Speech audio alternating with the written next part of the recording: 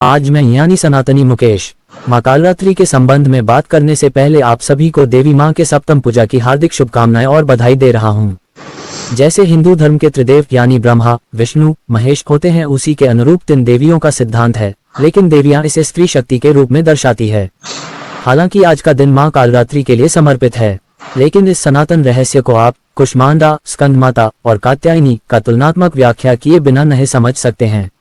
वैसे सनातन धर्म को समझाना बच्चों का खेल नहीं है। यही कारण है कि नासमझों ने इतने धर्म खड़े कर दिए हैं और जबरदस्ती धर्मांतरण का कार्य करके नासमझी कर रहे हैं।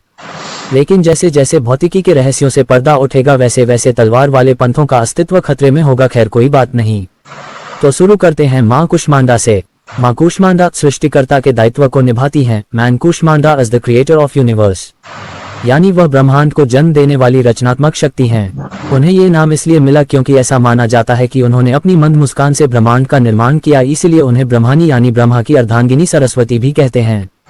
कुष्मांडा शब्द में कुत्सित ऊष्मा शब्द छुपा है, जो कि संस्कृत का शब्द है जिसका अर्थ मंद मुस्कान होता है। यानी माँ कुष्मांडा ने अपने मंद मुस्कान से ही पूरे ब्रह्मांड की रचना की थी। वह शून्य में ऊर्जा और प्रकाश उत्पन्न करने वाली आदि शक्ति हैं। यह उनकी शक्ति है जो व्हाइट मैटर सकारात्मक पदार्थ को अस्तित्व में लाती है, जो हमें जीवन और लक्ष्य के प्रति सकारात्मकता प्रदान करता है। माँ स्कंदमाता पालक करती है। स्कंदमाता का दूसरा नाम लक्ष्मी भी है, जो विष्णु भगवान की अर्धांगिनी है। Skandamata is the preserver of universe, यानी स्कंदमाता ब्रह्मांड का पालन पोषण करने वाली देवी हैं। वह न केवल जीवन को बनाए रखती हैं, बल्कि सत्य, धर्म और नैतिकता के सिद्धांतों की भी रक्षा करती हैं। उनका स्वरूप शांति, मातृत्व और प्रेम का प्रतीक है, जो 20% व्हाइट एनर्जी को पोषित करती है ताकि वह 80% डार्क पावर के खिलाफ खड़ा हो सके। उनका कार्य ये सुनिश्चित करना है कि सकारात्मक शक्ति को बढ़ने और फलने फूलने का अवसर मिले। अब माँ कात्यायनी और माँ कालरात्रि पर ध्यान देना है। ये दोनों देवियों का काम एक जैसा है। माँ कात्यायनी और माँ कालरात्रि संहारक यानी माँ काली का रूप दोनों है। माँ काली की 2 रूप हैं, भगवान शिव की अर्धांगिनी Katyayani and Kalaratri are the destroyer, transformer of darkness. ये स्वरूप नकारात्मकता के विनाश के लिए समर्पित है। इनका कार्य सुनिश्चित करता है कि डार्क मैटर और डार्क एनर्जी से उत्पन्न होने वाली हानिकारक शक्तियां ब्रह्मांडीय संतुलन को स्थायी रूप से बिगाड़ न सकें। डार्क मैटर और डार्क एनर्जी के संदर्भ में संहारक देवियां दोनों ही है, लेकिन उनका स्तर अलग अलग है। मेरे द्वारा दी गई डार्क मैटर पर आधारित व्याख्या के द्वारा माँ कात्यायनी और माँ कालरात्रि के बीच के अंतर को स्पष्ट रूप से उजागर करती है, जो उनके कार्य के स्तर को दर्शाता है।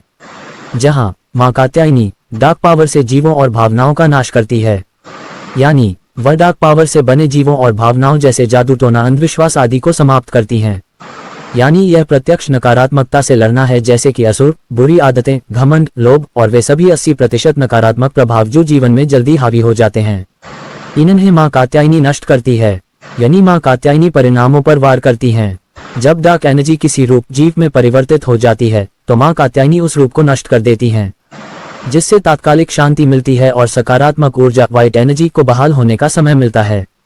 और अब माँ कालरात्रि पर ध्यान देना है। माँ कालरात्रि डार्क पावर के स्रोत का विनाश, रूट लेवल एराडिकेशन। उन्हें माँ कात्यायनी का उन्नत अपग्रेडेड रूप माना जाता है, क्योंकि वह डार्क पावर के स्रोत को ही नष्ट कर देती हैं, यानी डार्क मैटर के मूल को। ये जड़ से बुराई को समाप्त करने का कार्य है।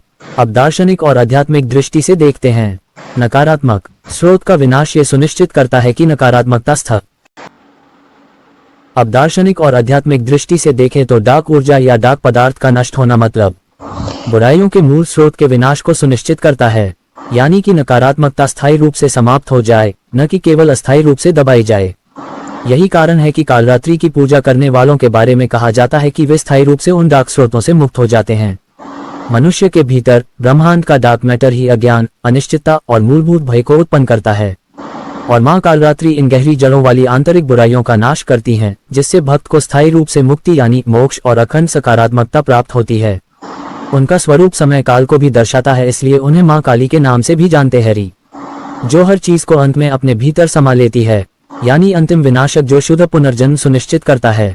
इन 9 देवियों की भूमिका और जीवन में संतुलन पर ब्रह्मांडीय मॉडल का प्रभाव एक महत्वपूर्ण जीवन संदेश देता है। ब्रह्मांडीय सत्य यह है कि ब्रह्मांड में नकारात्मकता ऊर्जा यानी डार्क पदार्थ 80% की मात्रा में है, जो कि सकारात्मकता 20% व्हाइट एनर्जी से कहीं अधिक है। यही कारण है कि बुरी आदतें आसानी से पकड़ लेती हैं, जबकि अच्छी आदतों के लिए कठिन और निरंतर प्रयास तपस्या की आवश्यकता होती है। माँ दुर्गा के 9 देवियों की पूजा हमें न केवल भय से मुक्ति दिलाती, बल्कि यह सकारात्मकता के 20% पक्ष को मजबूत करने का एक अभ्यास है। माँ कूष्मांडा हमें रचनात्मक ऊर्जा और आत्मविश्वास देती हैं। माँ स्कंदमाता हमें पोषण और स्थिरता देती हैं ताकि हम संघर्षों में टिके रहें। माँ कात्यायनी हमें बुरी प्रवृत्तियों से लड़ने की शक्ति देती हैं।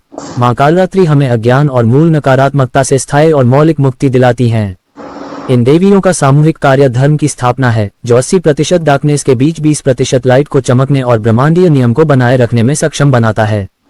अगर यह वीडियो आपको पसंद आया हो तो चैनल को सब्सक्राइब करें, वीडियो को लाइक और शेयर करें।